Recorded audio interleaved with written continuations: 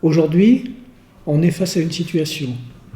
C'est l'explosion des têtes blanches. On s'aperçoit qu'en France, on vit plus vieux, plus longtemps qu'ailleurs, mais pas forcément toujours en très bonne santé. On va se retrouver avec beaucoup de personnes âgées à loger dans les meilleures conditions possibles, ça va de soi, dans les années qui viennent. Il fallait recréer une structure d'accueil pour personnes âgées. Alors, le projet de la Cité des Aînés est le projet le plus abouti que nous ayons fait. Il bénéficie de toutes les expériences passées, bien sûr, mais nous y avons ajouté des ingrédients, scientifiques, liés à l'évolution de notre société. La Cité des Aînés, c'est un concept où on retrouve donc 12 logements autonomes, on retrouve une résidence autonomie de 35 logements et l'EHPAD avec ses 159 chambres. La personne âgée ou le senior doit pouvoir apporter également quelque chose à la société. Et il faut qu'on arrive à remodéliser cet apport. On a réussi tous ensemble à casser les codes et à sortir de ces fameuses boîtes où on livrait des bâtiments à caractère très hospitalier, totalement fermés sur l'extérieur, avec on filtre les entrées, etc. Les personnes se plaignent finalement de ne plus voir assez de monde, de ne plus échanger. C'est-à-dire qu'il faut que la Cité des Aînés devienne un point de rencontre intergénérationnelle, un point d'attractivité. Il y a eu un gros enjeu pour le choix de ce foncier, nous le souhaitions en plein cœur de ville, pour éviter l'isolement des personnes âgées. Les points positifs, c'est de l'ouverture sur ce quartier de cette Cité des Aînés, un lien social, un restaurant, boutique et une conciergerie. C'est un terrain qui fait 1 hectare, il est à cheval entre 2 rues. Donc c'était une invitation assez naturelle de dire on va traverser, au lieu de faire le tour, on va traverser le projet pour aller d'un point A à un point B.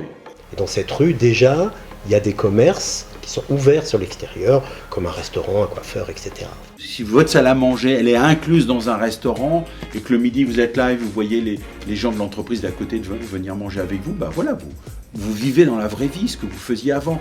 Nous avons travaillé sur un axe spécifique qui est la lumière, naturelle et artificielle. L'idée c'était de faire rentrer la lumière vraiment au cœur même, au centre même de l'établissement. La lumière qui va être installée va être une lumière qui va évoluer au cours de la journée en intensité et en spectre et qui va justement favoriser l'installation du sommeil au moment du coucher. En améliorant le fonctionnement de l'horloge biologique, eh bien, on ne peut que améliorer la santé. Et puis on a la chance à Saint-Étienne aussi d'avoir des designers. Chaque personne âgée ne ressemble pas à sa voisine ou à son voisin. Il faut être complètement adaptable. On sait que c'est un univers médicalisé, on n'a pas le choix, mais on pensait que le mobilier pouvait contribuer en tout cas à une meilleure appropriation, une meilleure intégration ou simplement un sentiment de bien-être. Donc nous, notre travail, c'est de rendre les circulations les plus vivantes possibles. Donc encore cette notion de rythme, où on va créer des failles dans le plafond pour rythmer les longs couloirs, où on va mettre des œuvres d'art ou des signalétiques que l'on va éclairer pour créer un rythme et puis, stimuler. La réflexion s'est faite aussi sur la qualité de la lumière qui va être présente pendant la nuit. Un éclairage qui va permettre d'éclairer au sol et non pas qui sera directement projeté sur le visage. Ils ne seront plus uniquement dans une EHPAD. On est dans un ensemble où il y a des jeunes, où il y a des familles, où il y a des anciens autonomes, et puis il y a nous aussi. Et puis on est une version de quartier, etc. Donc on attend vraiment de cette opération qu'elle s'intègre parfaitement au quartier et à la ville. La Cité des Aînés, c'est une affaire d'hommes aussi. C'est une affaire d'hommes, c'est-à-dire qu'il y a eu une rencontre. C'était la volonté de la ville de Saint-Étienne de porter une offre innovante pour un parcours résidentiel adapté. Et vous voyez, dans ce projet-là, finalement, avec différents acteurs, on est arrivé à boucler le budget. L'objectif du projet de la Cité des Aînés est atteint.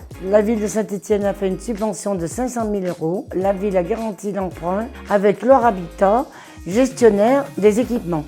27 millions d'euros d'investissement, tout fini, terrain, tout construit. C'est un enjeu aussi économique local d'importance. L'immobilier est important, mais c'est pas suffisant. Il faut des gens, il faut du personnel soignant, il faut la famille, tout ça pour accompagner une personne âgée. La Cité des Aînés, c'est quelque chose, c'est un concept différenciant, c'est une rupture. On ne veut pas faire des EHPAD VIP.